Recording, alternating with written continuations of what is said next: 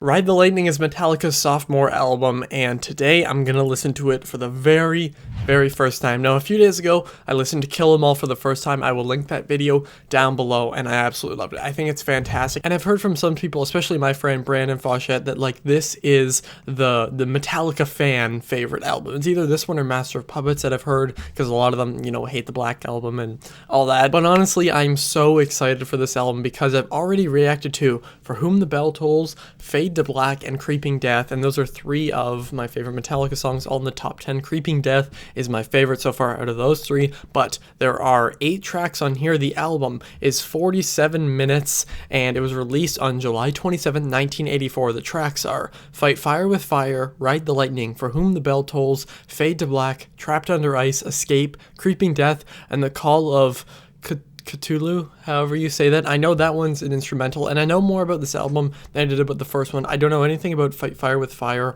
I know Ride the Lightning is supposed to have one of Kirk's best solos, and then I know From the Bell Tolls, Fade to Black, Trapped Under Ice, I've heard is kind of dark. Escape, I don't know much about it, but I have heard people talk about it. Creeping Death I love, and I know the final song is an instrumental, and it's almost 9 minutes long. I'm very excited here. I feel like this one might just be my favorite Metallica album by the end, so I'll see you guys again in 47 minutes.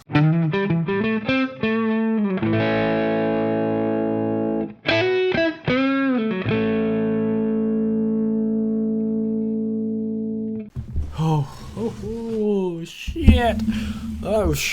That was amazing. It literally just ended. Like, it ended 10 seconds ago, but I was like, you know, the second it ends, I'm going to start this video because I have so much to say. Is this the best metal album of all time? It's definitely up there. I don't know, Master of Reality is just amazing, but this one, it's gotta be in the top 3 at least for what I know right now. I definitely like this more than Kill 'Em All. And for those who didn't see the Kill 'Em All video, I really enjoyed it. There's definitely some things in it, and I didn't love every single song in James' voice. He's very young, and there are definitely some things that were improved on in this album because this album is perfect. I'm just gonna say it now, this is already one of my favorite albums of all time because every single track is amazing. And you know that your songs are good when somebody makes this face while listening to it. It's that face. It's the face they make when, I like to say, when they're enjoying rock music or enjoying metal, anything at all. Like, people typically make that face, and it's for hard rocking songs. I'll tell you what song that was in a bit, but I honestly love this so much. Like, I'm just even looking at all the tracks here. I will go through them as I do in all my videos, but they're just all so good. And they even have a 9-minute instrumental, and it's just perfect. It perfectly fits the album, I feel. And I want to say one more thing before I get into the songs. A lot of people have been commenting and asking me to react to the entire album, and to be honest, the reason I don't is just I can't. You can't because of YouTube. You cannot post somebody's full album as much as I would love to. I think that'd be awesome, and maybe in the future of Patreon, I don't know what Patreon's like copyright type thing is, but I was discussing with some other people maybe starting like a group Patreon, and I feel like that could definitely be a cool idea, but to be honest, you just can't put that on YouTube, and that's going to be a long video. But I did really love this album, and I do talk about every single song specifically, and I have reacted to 3 of them, but let's jump into the track list. So it kicks off with the amazing Fight Fire with Fire, and this one was really interesting because I heard people talk about how people complained about how there's acoustic guitar on Fade to Black, and I think I just said how like 3 times,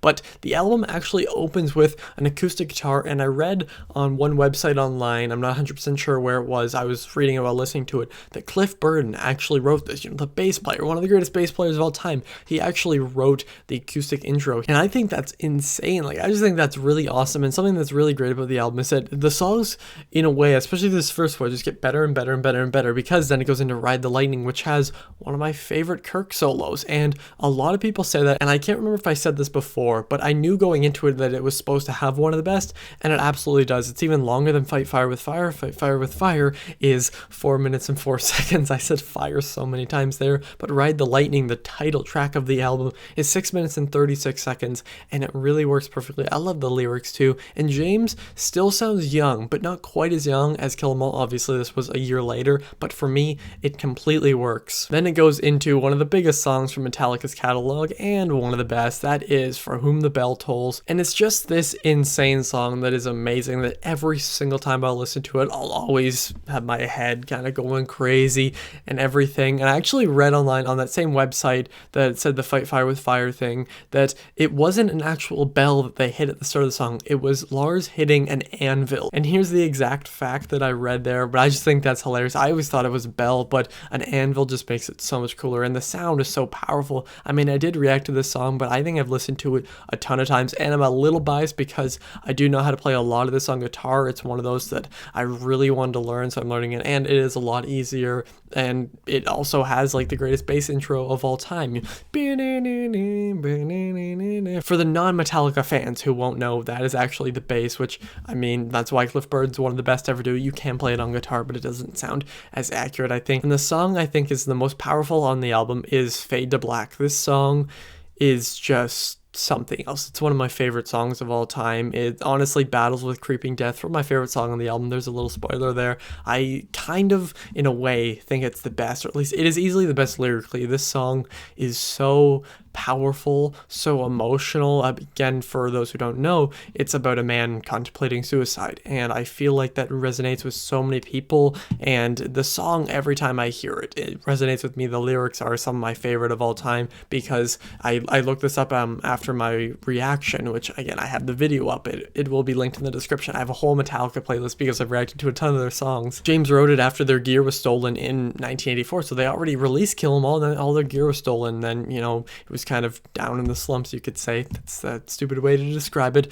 but the song's just perfect. And I was actually trying to learn the intro solo on a live 2 days ago. I totally failed. I got like the first 10, 15 notes or something like that, but this song is just out of this world. And then Trapped Under Ice is a very, very good song. I mean, when you follow up Fade to Black, it's kind of hard to seem as good, so I feel like this song will almost seem even better on its own, like in a playlist when I hit shuffle or something. But I really did love it, and I learned that the literal meaning is about someone being trapped under ice, again from that website. And I think this is the shortest song on the album. Yes, it is 4 minutes and 4 seconds, but still, it sticks with you. It's really great, and I can definitely see myself listening to all of these songs, even the last one, all these songs over and over and over again. And then it goes into Escape. Now, I read on that website that I cannot think of the name. I'm so annoyed. I'm going to put it on the screen right now, and they deserve a lot of credit because a lot of things I'm saying in this video is from that website. But apparently this is like them trying to write a like radio hit or something like that,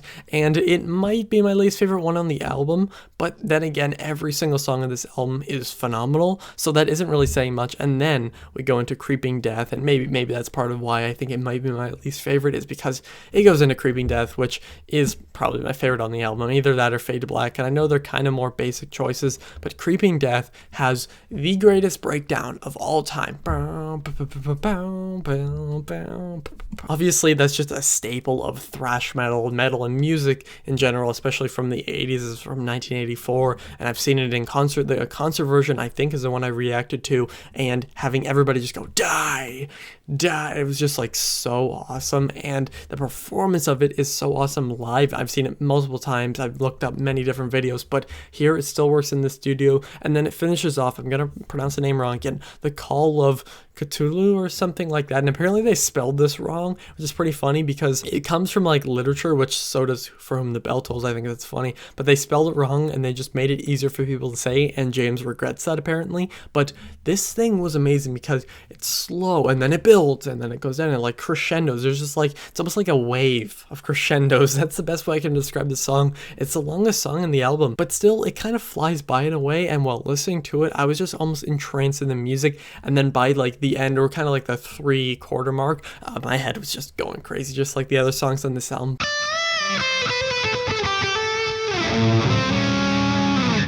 But I loved Ride the Lightning. It is already one of my favorite albums of all time. I don't think it'll ever kind of leave that list. I wonder if I'll like Master of Puppets more. That'll be coming very soon. Then I have And Justice for All, and then the Black Album, and I might talk about the albums of like the later 90s. I'm not 100% sure. I've heard they aren't the greatest. I've heard they have some very good songs on them. But what do you think of Ride the Lightning? Is it your favorite Metallica album? It might just be my favorite album cover of all time. Even when I wasn't super into Metallica, I knew that album cover. It's always been one of my favorites. Just the colors, everything are great. And thank you all for watching. Comment your favorite song down below, and I'll see you guys next time. Over and out.